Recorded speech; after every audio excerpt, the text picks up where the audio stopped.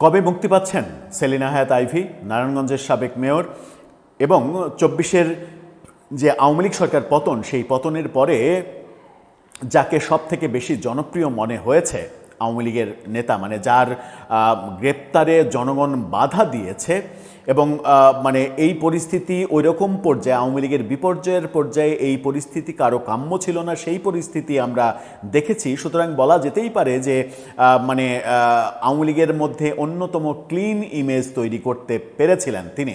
সেই সেলিনা হায়াৎ আইভীর মামলা সংক্রান্ত সকল জটিলতা গতকালকে উচ্চ আদালতে কেটে গেছে।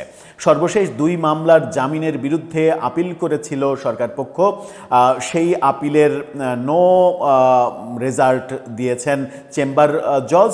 সুতরাং মানে ওটা বাতিল হয়ে গেছে, আবেদন বাতিল হয়ে গেছে। হাইকোর্টের দেয়া আপিল, নিম্ন আদালতের দেয়া, মানে হাইকোর্টের দেয়া জামিন, সেই জামিন বহাল থাকছে। বহাল যখন থাকছে তখন প্রশ্ন হচ্ছে যে কবে মুক্তি পাচ্ছেন আইভী? আজকেও মুক্তি হয়নি। গতকালকে সর্বশেষ যে রায়, সেই রায়ের পরে আজকে মুক্ত হওয়ার একটা সম্ভাবনা ছিল, কিন্তু সেটা হয়নি। কেন হলো না? কি বলছে কারা কর্তৃপক্ষ? কি অবস্থা আদালতের? গণমাধ্যমেই বা কিভাবে খবর করা হচ্ছে? চলুন একটু বুঝে দেখার চেষ্টা করি। কাশিমপুর কারাগারে, মহিলা কারাগারে যিনি অবস্থান করছেন এই মুহূর্তে, সেলিনা হায়াৎ আইভী, তিনি আদৌ মুক্তি পাচ্ছেন নাকি অন্য কোনো পরিকল্পনায় তিনি ফেঁসে যাচ্ছেন? থাকবেন পলিটিক্স টিভির নিয়মিত আয়োজক। বলছিলাম নারায়ণগঞ্জের সাবেক মেয়র সেলিনা হায়াৎ আইভী তিনি কবে মুক্তি পাচ্ছেন। আমরা এর মাঝে শেখ হাসিনা সরকার পতনের পরে ২-৩টা বড় ঘটনা দেখেছি। তার মধ্যে সবথেকে প্রথম বড় ঘটনা দেখেছি সেলিনা হায়াৎ আইভীর গ্রেপ্তার করার মুহূর্ত। সারা রাত পুলিশকে অবরুদ্ধ করে রেখেছিল তার এলাকার জনগণ। ভোরবেলায় সেলিনা হায়াৎ আইভী নিজে বেরিয়ে এসে জনগণকে হাত জোড় করে রিকোয়েস্ট করে তিনি পুলিশকে নিয়ে থানায় যান। এই দৃশ্য একটা নতুন ব্যাপার তৈরি করেছিল যে আওয়ামী লীগের এখনও কোনো নেতা আছেন যাদের জন্য সর্বস্তরের জনগণ এভাবে রুখে দাঁড়ায়, এবং যিনি নিজের বাড়িতে পতনের পরে অতদিন থাকার পরেও তার বাড়িতে একটা ইটের টুকরাও কেউ ছুঁড়ে নেয়। তার মানে তার জনপ্রিয়তা শুধু আওয়ামী লীগের মধ্যে না, সর্বদলীয় জনপ্রিয়তা তিনি তৈরি করতে পেরেছিলেন। এবং তার চেয়েতেও বড় কথা হচ্ছে, নারায়ণগঞ্জের ত্রাস হিসেবে পরিচিত এবং আওয়ামী লীগের খুবই বিতর্কিত নেতা শামীম ওসমানের সঙ্গে টেক্কা দিয়ে তিনি রাজনীতি করেছেন। শামীম ওসমানের যে ক্যাডারি রাজনীতি, সন্ত্রাসী রাজনীতি, সেই রাজনীতির বিপরীতে অসাধারণ একটা নজির স্থাপন করেছেন এই মানে সেলিনা হায়াৎ আইভী। এরপরের ঘটনাটা আমরা দেখেছিলাম যে হবিগঞ্জের সাবেক মন্ত্রী, শিল্পমন্ত্রী, তার মৃত্যুর পরে কারাগারে যে মৃত্যু, হ্যান্ডকাপ মৃত্যুর পরেও লাগানো ছিল, সেই ব্যাপারটা যখন ভাইরাল হলো, তার মৃত্যুর পরে বহু মানুষ, হাজার হাজার মানুষ তার জানাজাতে গেলেন, সেটা একটা বড় ঘটনা ছিল।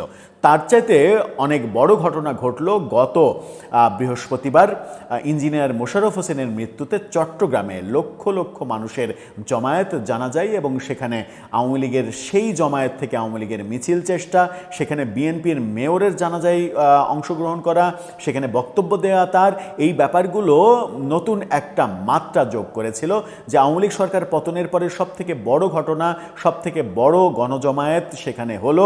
ইঞ্জিনিয়ার মোশাররফ হোসেন মৃত্যুর পরেও প্রমাণ করতে পারলেন তিনি চট্টগ্রামে কতটা জনপ্রিয় ছিলেন।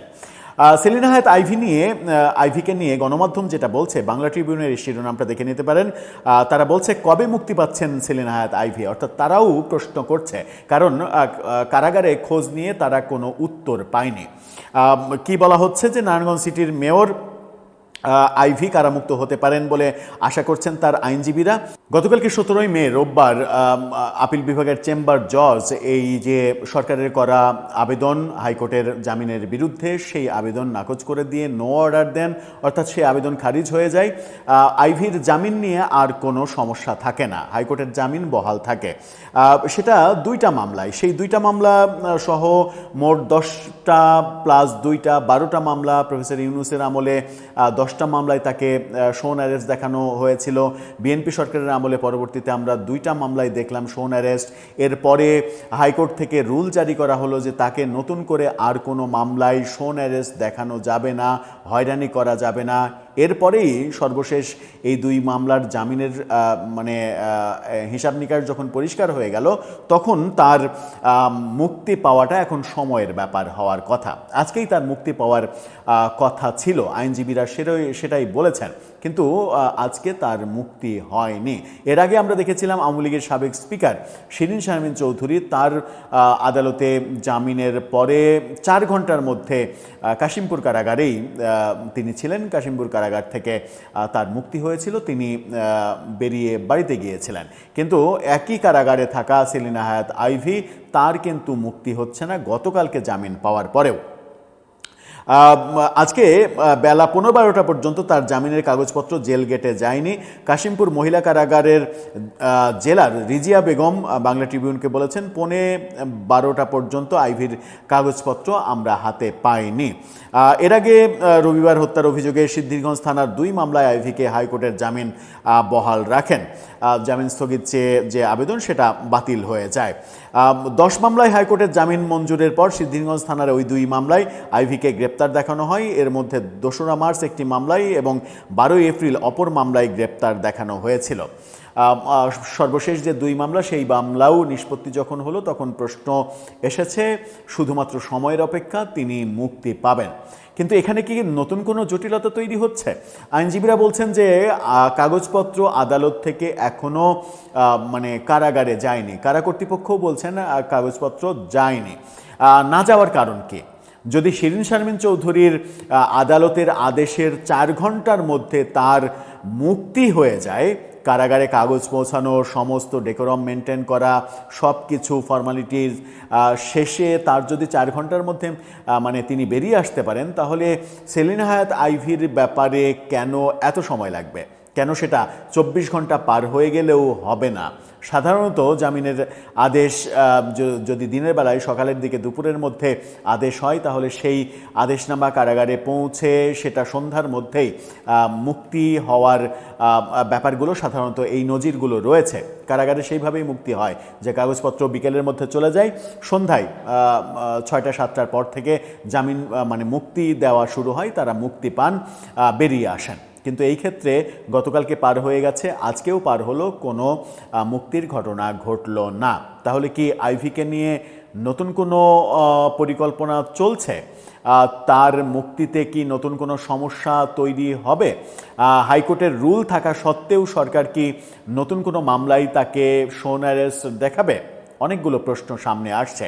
কিন্তু সরকার, বর্তমান সরকার যে ক্লিন ইমেজ তৈরি করার চেষ্টা করছে এবং তারা বারবার বলছে তারা ক্লিন ইমেজ তৈরি করতে চায়, বিচার বিভাগ সহ কোনো জায়গায় তারা মানে দলীয় প্রভাব খাটাতে চায় না, পুলিশকে নিরপেক্ষভাবে কাজ করতে দিতে চায় তারা। যদিও আমরা প্রধানমন্ত্রীর উপস্থিতিতে ঢাকা ডিআইজিকে মানে তিনি ছাত্রদল, বিএনপি কিভাবে করেছেন, জিয়ার সঙ্গে বৈঠক করে মানে প্রেসিডেন্ট জিয়াউর রহমানের সঙ্গে দেখা করে কিভাবে নিজেকে গর্বিত করেছেন, সেই ইতিহাসগুলো বলেছেন এবং তিনি জাতীয়তাবাদী আদর্শের মানুষ সেগুলো বলেছেন বলে প্রচণ্ড সমালোচিতও হয়েছেন।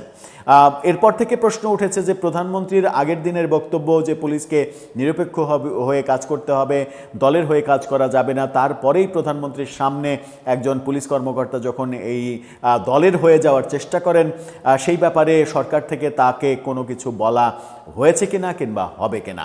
আমরা প্রত্যাশা করব যে সরকার এই 3 মাসে যে ক্লিন ইমেজ তৈরি করার চেষ্টা করেছে অনেকাংশেই সফল হয়েছে, সেই সফলতার অগ্রযাত্রাটা তারা অব্যাহত রাখবে। রাজনৈতিক প্রতিহিংসা চরিতার্থ করার পরিবর্তে একটা উদারনৈতিক ব্যবস্থা সমাজে প্রতিষ্ঠিত করবে, যেন মানে তাদের ওপরে পরবর্তীতে অন্য কোনো সরকার এসেও প্রতিশোধ নেওয়ার চেষ্টা করলেও প্রতিশোধ নেওয়ার কোনো স্কোপ খুঁজে না পায়। দর্শক, আপনার কি মনে হয়? আপনার মতামত জানিয়ে লিখতে পারেন আমাদের কমেন্ট বক্সে।